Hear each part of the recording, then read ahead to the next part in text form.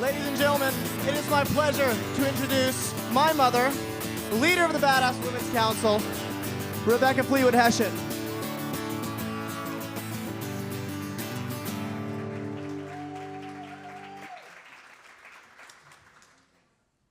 For decades, my journal reads, "I just want to tell people stories." And last summer, on a beautiful sunny afternoon, I went to Starbucks, as we do, and I decided I was going to plan the next chapter, the next phase of my story as a coach and a consultant. I knew that I wanted to ban the burnout that we had absolutely grown to normalize. I wanted to build real community with career women. And I'm a badass consultant, so I'm going to boost some of their business. You know what I'm saying? And so there I was in Starbucks. I was laying it all out, and I'd been praying for God ideas, not good ideas, for months. So fueled with passion and iced coffee, Rise and Thrive was born. And as I stood at this big harvest table, and I laid out the pieces of paper that identified all of the issues and the opportunities and the ways that I could serve these high-achieving women, I realized that if I were to invite other coaches into this experience, we could really cover every aspect of what these women needed and some things they didn't even know they needed. And I realized that we could do it in a way that was transformational. And it was there that I set out to find these amazing coaches to set the stage for Rise and Thrive. And now here we are tonight on this stage, ready for these 7 women to stand tall in their stories. These women have gone through a 7-month experience with 7 coaches covering 7 topics to help them transform. Well, why stories? I mean, why do stories even matter? Well, we've been telling stories since 700 BC. Stories are what unites us. Stories are how we make sense of the world around us. Our stories matter. Our stories have meaning, they have purpose, and they have some struggle. Before launching out on my own, I spent 19 years with the FranklinCovey organization.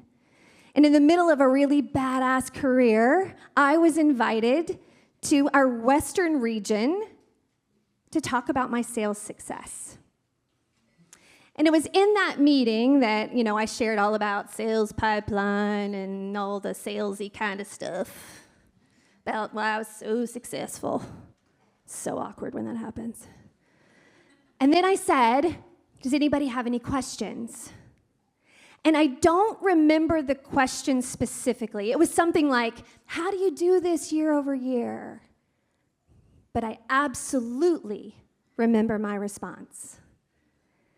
It was that day that I shared with them that I was afraid every single day.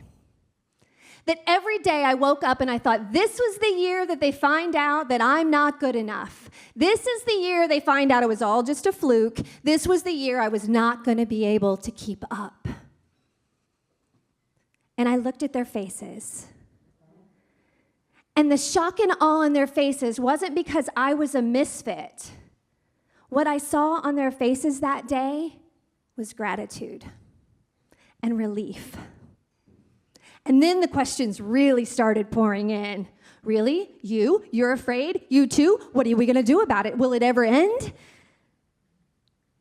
And that was the day that my personal brand, my stock in the company, if you will, went up. Not because I had sold $35 million for this company and had every glass award and every accolade that you can imagine. My personal brand went up because I was willing to be authentic and vulnerable and share my story. Our stories matter. So as I was closing out that career after 19 years, I was sitting in my home office alone, and at 6 p.m. on my last day, I shut my laptop. Click. And I looked around, and I thought, this is how it ends? Like, this career lasted longer than both my marriages. This has got to be more than this. Truth. And so I looked out the window, and I had this like cocktail of emotions, and I thought, why does this feel uneasy and uncomfortable?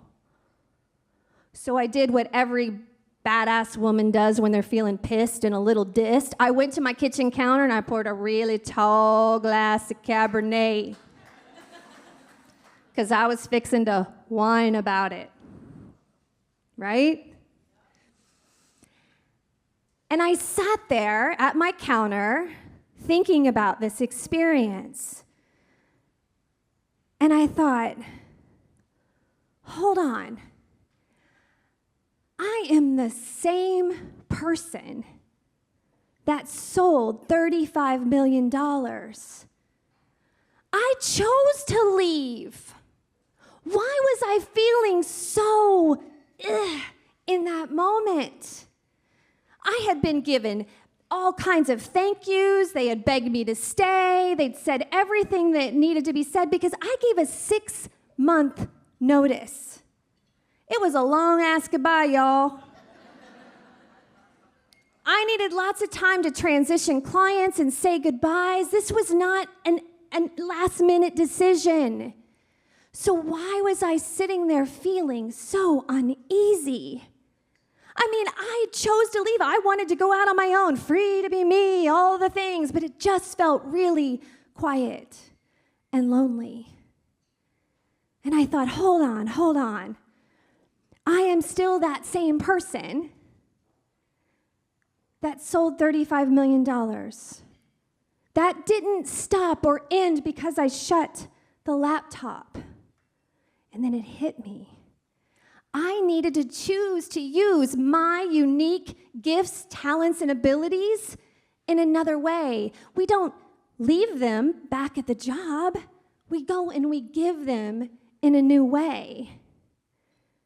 And it was there that I realized that I had been so wrapped up in my sales number and those glass trophies and all of the accolades that somewhere along the line, I lost track of me and who I was.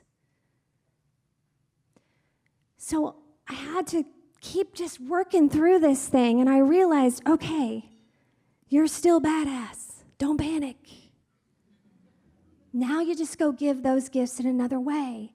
And that's the deal, y'all, because we don't start over. We just write a new chapter.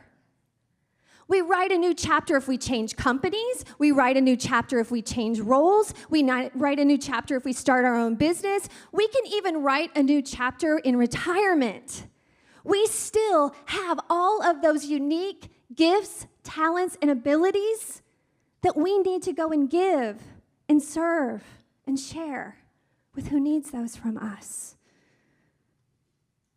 So once I had a chance to get it together, I realized, you know what? When you let your value and your worth be a part of something like a sales goal or a glass trophy, that's striving. But when you know your worth and your unique gifts, talents, and abilities,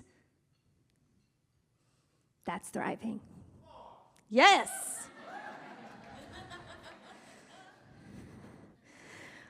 So here we are tonight, and we're going to invite you into this story. So you're going to hear some stories from stage, of course, that's why you're all here. But we believe in building community and sharing each other's stories.